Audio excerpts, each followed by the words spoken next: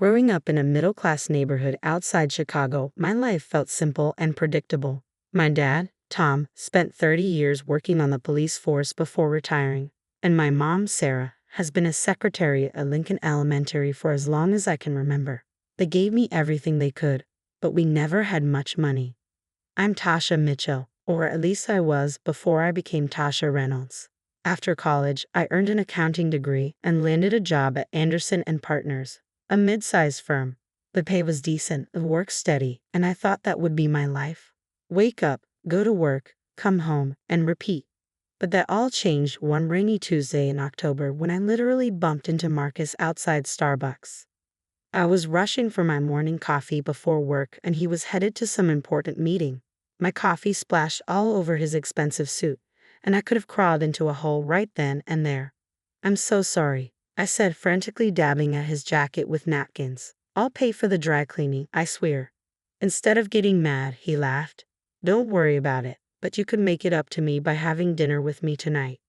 One dinner turned into several, and Marcus was unlike anyone I'd ever dated. He was the son of James and Victoria Reynolds, owners of Reynolds Industries, one of the largest manufacturing companies in the Midwest. But Marcus never made me feel beneath him. He loved that I came from a real family, as he put it.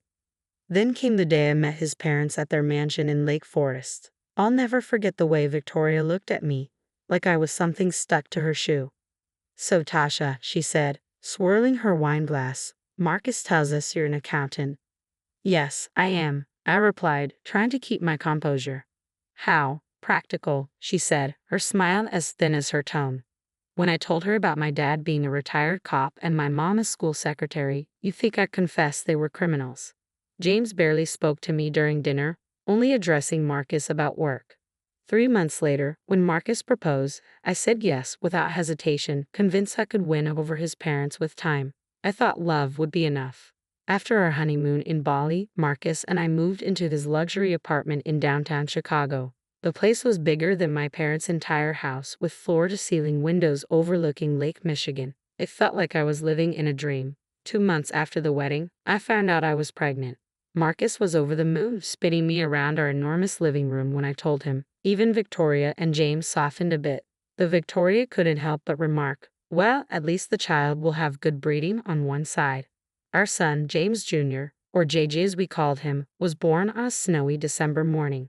The moment I held him, nothing else mattered. Not Victoria's constant criticisms, not the whispers at Reynolds Industries about the accountant who married the boss's son. JJ was perfect. The first 2 years of parenthood were good. Marcus was a natural with JJ, coming home early to play with him, reading him bedtime stories, and taking us both to the park on weekends. Marcus thrived as the financial director at Reynolds, and I worked part-time from home as an accountant while taking care of JJ in our home. Victoria and James might not have liked me, but they showered their grandson with expensive gifts and insisted on regular visits. But something shifted around Jay's 3rd birthday. Marcus began coming home later and later, always with the same excuse: "Big project at work, honey. You wouldn't understand." The man who once rushed home to see his son now barely made it in time for bedtime. Then came that Thursday when Victoria showed up unannounced at our apartment, her air scarf perfectly arranged despite the wind. "Would you care to explain," she said, walking in without waiting for an invitation, "why you weren't at the company's annual gala last night?" Confused, I stared at her. "What gala?" "Don't play dumb, Tasha," she said, her eyes narrowing. "The Reynolds Industries anniversary gala. Every executive and their wife was there, except you." My stomach sank. I didn't know about any gala. Victoria's eyes narrowed further. "Marcus said you weren't feeling well." "Are you telling me my son lied?" she asked, her voice growing sharp. That night, I waited up until Marcus came home at 11:30 p.m. He loosened his tie as he walked in, stopping short when he saw me sitting in the dark living room. "Why didn't you tell me about the gala?" I asked quietly. He sighed, pouring himself a scotch. "Look, Tasha, let's be honest. You wouldn't have fit in. The other wives know how to carry themselves. They discuss art, wine, summer homes in the Hamptons. What would you have talked about? Your dad's police stories? Your mom's work in the cafeteria?" His words felt like a slap in the face. "I'm your wife, Marcus. You're supposed to be proud of me, not ashamed." "I was proud of you when we were dating," he replied. but I'm the financial director now. I need a wife who can be more. I went to bed crying that night, telling myself it was just work stress, that things would get better. But deep down, I knew something had broken between us, something I wasn't sure could be fixed. It was a Tuesday when my world fell apart. Marcus texted that he was working late again, and I was cleaning around the apartment when I came across his open laptop on his desk. I'd never snooped before, but something about the screen caught my eye. I sat down at his desk, my heart pounding, and that's when I saw it. An email thread with someone named Sophia Laurent. My hand shook as I read their messages. Hundreds of them, dating back months. Sophia had been hired a year ago as a new marketing executive at Reynolds. They spoke about me like I was a joke, the simple-minded wife who had no idea what was going on. There were pictures of jewelry Marcus bought her, weekend trips he took with her while telling me he was at business conferences.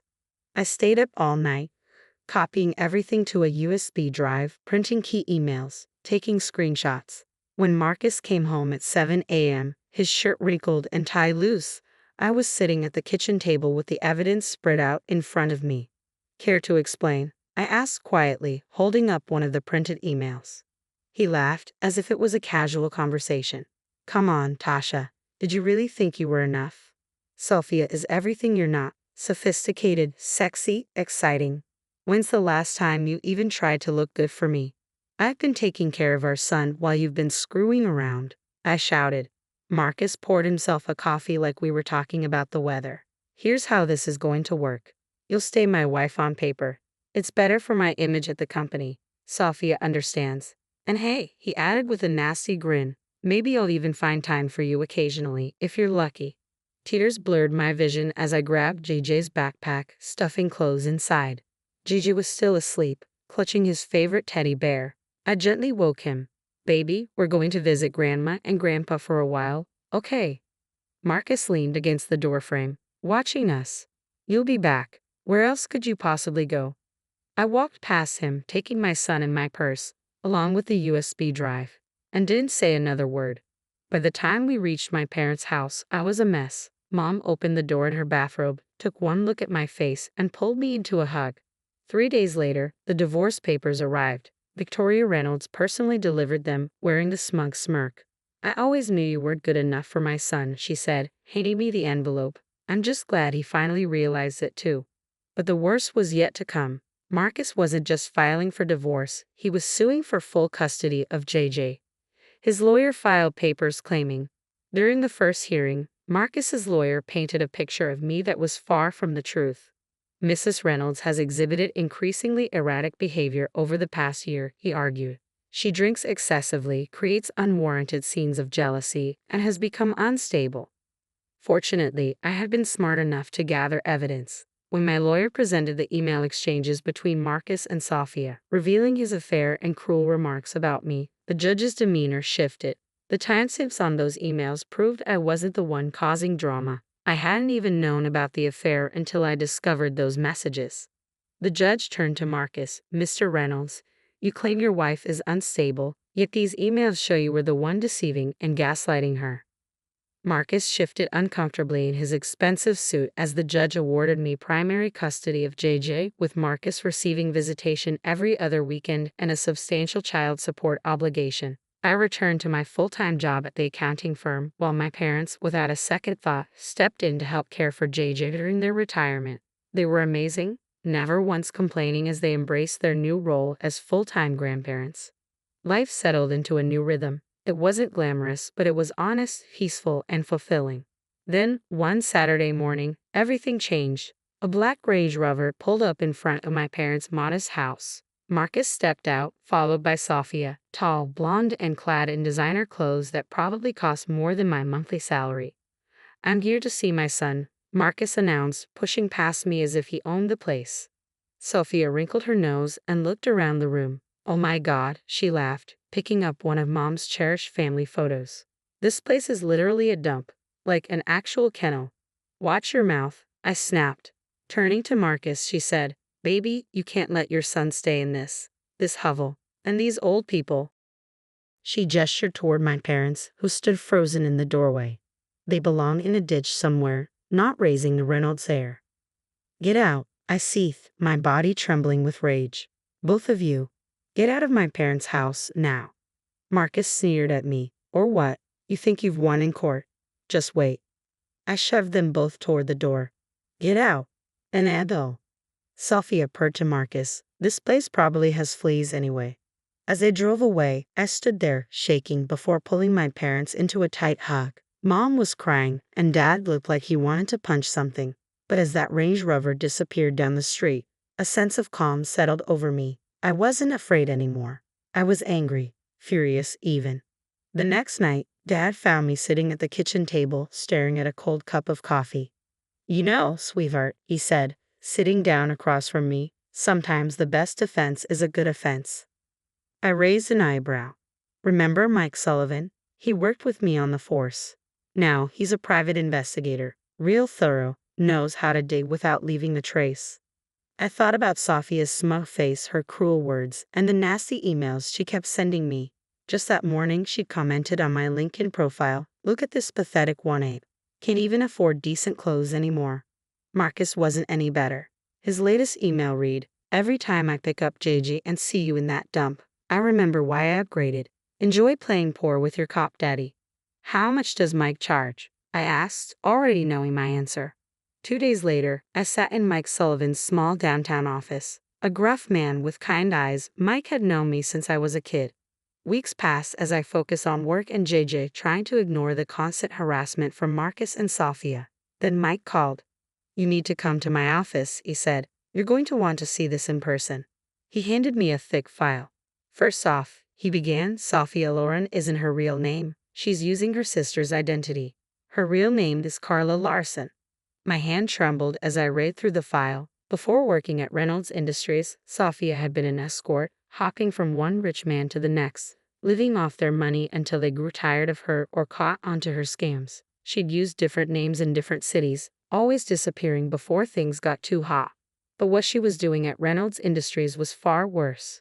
Mike pointed to some bank transfers. She's been siphoning small amounts from company accounts. Enough to go unnoticed, but it adds up. He flipped through more pages. And these emails. She's been selling company information to your in-laws' biggest competitors, product launches, merger plans, everything. I sat back, my mind reeling. The perfect, sophisticated Sophia Loren was nothing but a con artist, and she'd sunk her claws not just into my husband but into the entire Reynolds empire. "There's one more thing," Mike said, pulling out another folder. "Remember that big deal Reynolds Industries lost last month? The one that cost them millions? Sophia sold the bid information to their competitor 3 days before the deadline." I gathered all the evidence carefully, making multiple copies. But I didn't act yet. I knew something Sophia didn't. Timing is everything. The call came on a Wednesday morning. "Tasha," Victoria's cold voice said, "James Reynolds' 60th birthday party is this Saturday. You're invited. JJ should be there for his grandfather's birthday. Since he's too young to come alone, you'll need to escort him." She let the sentence hang in the air, her tone dismissive. "Just remember, you're only invited as JJ's escort. Try to stay in the background and not embarrass anyone." James Reynolds' 60th birthday party was every bit as ostentatious as you'd imagine. The mansion gleamed with gold and crystal, waiters carrying champagne on silver trays. I felt every judgmental gaze as JJ and I walked into the room. "Oh, you came," Victoria said, her smile tight. "Well, JJ, darling, come give your grandmother a kiss." I stood awkwardly by the appetizer table, watching my son being paraded around like some prize show pony. The other guests either ignored me or whispered behind their hands. I clutched my large purse, which contained Mike's file, and waited. Then Marcus walked in with Sophia on his arm. She wore a red Valentino dress that probably cost more than my car, diamonds dripping from her ears. "Everyone," Marcus announced, clinking his glass, "I have an announcement to make." He pulled Sophia closer. "I'd like you all to meet my future wife, Sophia Loren. She'll be joining the Reynolds family officially next spring." Victoria rushed forward to embrace her. Finally, a woman worthy of the Reynolds name. Harvard-educated, from a wonderful family, unlike some people, James added, shooting a look at me. Sophia beamed under their attention. "I just feel so blessed to be joining such an esteemed family, and I promise to be the kind of wife Marcus truly deserves." That was my cue. I stood up, hands steady as I pulled out the file. Speaking of what people deserve, I said loudly, I have a few things to share about the future Mrs. Reynolds. Tasha, don't make a scene, Marcus warned. I ignored him, pulling out the first document. Tell me, Sophia, or should I say Carla Larson, how's your sister feeling about you stealing her identity? The color drained from Sophia's face. What is she talking about? Victoria demanded. Oh, did she not mention that she's been living under her sister's ID? I asked, my voice steady. The real Sophia Loren is a school teacher in Minnesota. This woman, I pointed at her, is Carla Larson, former escort and con artist. Sophia shrieked, she's lying. But I was already laying out the evidence, photos, bank statements, police reports. And here's my personal favorite, I said, pulling out more documents. Bank transfers showing how she's been stealing from Reynolds Industries. And look at these emails. She's been selling your company's secrets to Wagner Manufacturing and Collins Corp for months. James Reynolds snatched the papers from my hands. The Wagner deal. The Collins merger. It was you? I can explain, Sophia stammered, backing away from Marcus's thunderous face. The real Carla Larson, I said, savoring the moment, has quite a history. 7 different cities, 7 different wealthy men, 7 different scams. Looks like Reynolds Industries was going to be number 8. The room went deadly quiet as they read through the evidence. Marcus's confusion, Victoria's horror, James's growing rage, and Sophia, her perfect mask cracking as her house of cards came tumbling down. The elegant birthday party dissolved into chaos in minutes. James Reynolds' face turned an alarming shade of purple as he read the documents. Get out, he roared at Sophia, who was still trying to stammer out excuses. Get out of my house before I have you arrested right here. James, darling, she attempted, reaching for his arm. These are all lies. I can explain everything. Explain? He shook the documents at her. Explain how you cost us the Wagner deal. That contract was worth $20 million. And Collins, they were our biggest competitor. And you've been feeding them everything. Victoria, who had been quietly reading through the escort service records, looked up, venom in her eyes. You common prostitute, she hissed. You thought you could con your way into our family. Sophia backed toward the door, her designer heels clicking sharply on the marble floor. Marcus, baby, tell them. But Marcus looked like he might be sick, staring at photos of Sophia, or Sophie, with various wealthy men over the years. If you're not off my property in 30 seconds, James said, his voice deadly quiet, I'm calling the police. And trust me, you'll be seeing plenty of our lawyers either way. After Sophia fled, James turned to his son, his voice low with fury. You brought this woman into our company, he said. Gave her access to confidential information, all because what? She was pretty. Had nice legs? Dad, I didn't know. You didn't know. Didn't check. Just thought with your... He glanced at JJ and modified his language. With everything except your brain. You're fired, Marcus. Clear out your office by tomorrow. But Dad, and that apartment you're living in? Company property. Find somewhere else to live. Victoria, who had been uncharacteristically quiet, suddenly turned to me. Tasha, she said, and for the first time ever, her voice held genuine emotion. We owe you an apology, a significant one. You saved our company from God knows how much damage. James nodded solemnly. We were wrong about you. Very wrong. You've proven yourself more worthy of the Reynolds name than others. 3 days later, Sophia was arrested at O'Hare, trying to board a flight to the Cayman Islands. The evidence I gathered, combined with what Reynolds Industries lawyers uncovered, was overwhelming. She was facing serious fraud charges and massive fines. Marcus, I heard, was staying at a friend's condo while he looked for a new job. No other financial firms were eager to hire a man who'd been fired for such catastrophic negligence. It's been 6 months since James Reynolds' birthday party changed everything. I'm sitting in my new apartment. It's not as luxurious as the one I shared with Marcus, but it's perfect for JJ and me. The Reynolds family gave it to me as a token of appreciation for saving their company. The least we could do, James had said, handing me the keys. After everything, well, you understand. The apartment is in a nice neighborhood, close to good schools. Jay's room is decorated with superhero posters, and my little home office overlooks a park. It's not a penthouse with lake views, but it feels like home in a way the luxury apartment never did. Marcus moved to California last month. He calls JJ every Sunday at 7:00 p.m. like clockwork. Their conversations are short. Gigi is still too young to talk long on the phone, but at least he's trying to be a father, even from a distance. He never asks to speak to me, and that's fine. Some bridges stay burned. The biggest change has been with the Reynolds family.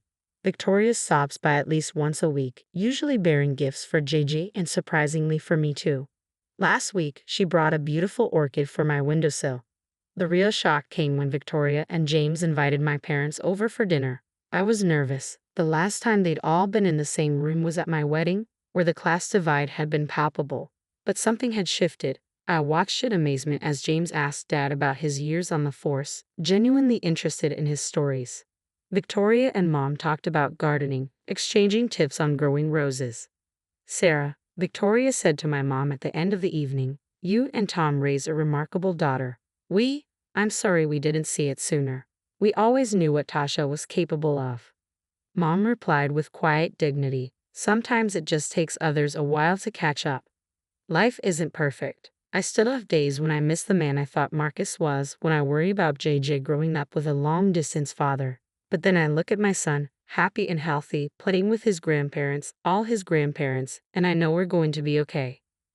Last night, I found JJ looking at an old photo of Marcus and me from our wedding day.